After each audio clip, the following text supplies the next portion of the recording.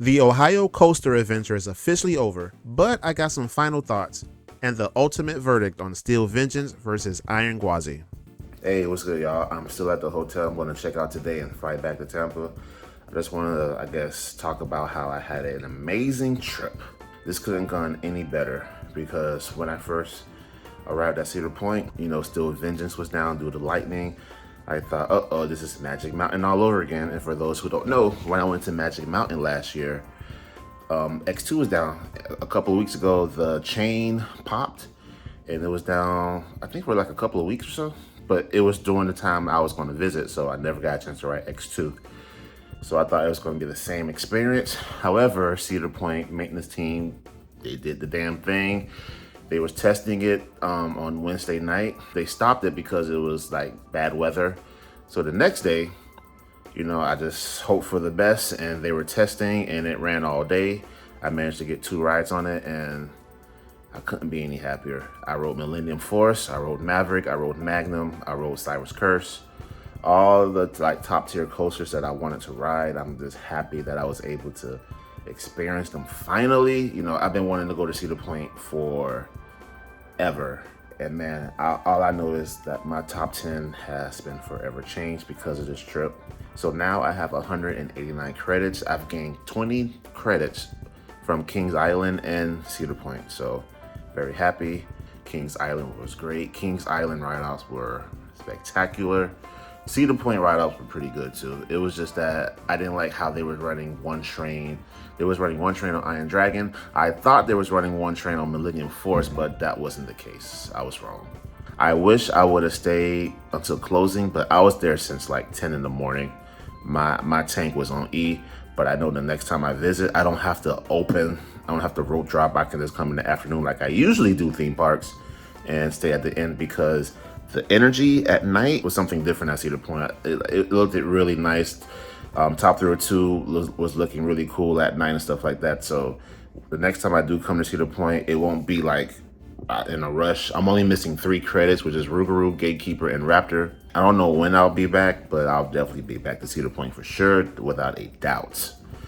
But yeah, I can't wait to take more trips. This is why I like doing what I'm doing.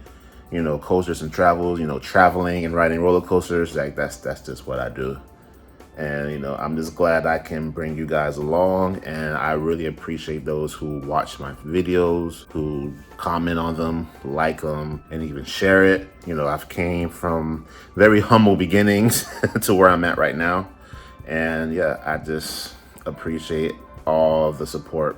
I'm heading to the airport right now, but I wanted to make this video because I was unsure if I liked the Iron Gwazi or Steel Vengeance more.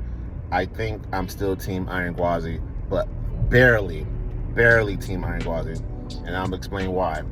So the first reason is that Iron Gwazi has much more consistent pacing than Steel Vengeance. The fact that Steel Vengeance has a mid-course brake run, and I understand why, but I feel like that kind of kills the pacing for Steel Vengeance, at least during the day.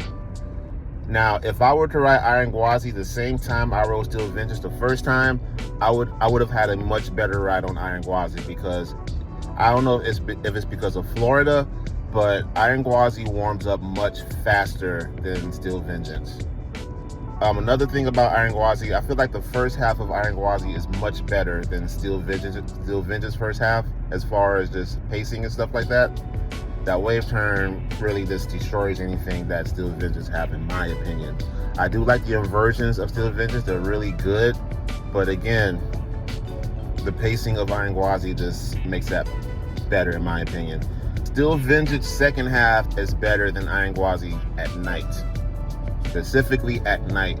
Again, when I rode it the first time around like 2 or 3 o'clock, whatever, it was great. Trust me, it was great, but it didn't blow me away like it did that night ride. That night ride, I was shook, like whoa. But it had to take for the sun to go down for Steel Vengeance to really pick up, where in Iron Gwazi it picks up much sooner than Steel Vengeance. And the fact that Iron Gwazi has no brake run, it is intense throughout the entire course from beginning to end. Like, there is so much speed when Iron Gwazi finishes versus Steel Vengeance. you know. So that's why I'm thinking I'm gonna be Team Iron Gwazi, but very barely. I still think Still Vengeance is a fantastic ride. I feel like that's RMC's magnum opus, in my opinion. It's just nice and lengthy. Like, coaster enthusiasts love a long, intense ride. I think as far as length, honestly, I like both Iron Gwazi and Still Vengeance length. I feel like Iron Gwazi is short but powerful, and I feel like Still Vengeance is long and it has a lot of like elements that coaster enthusiasts enjoy. So, but yeah, Iron Gwazi is that monster, man. It is a monster of a roller coaster. It's short for a reason. That's how I see it. But yeah, that is my thoughts, and I'm sticking with it.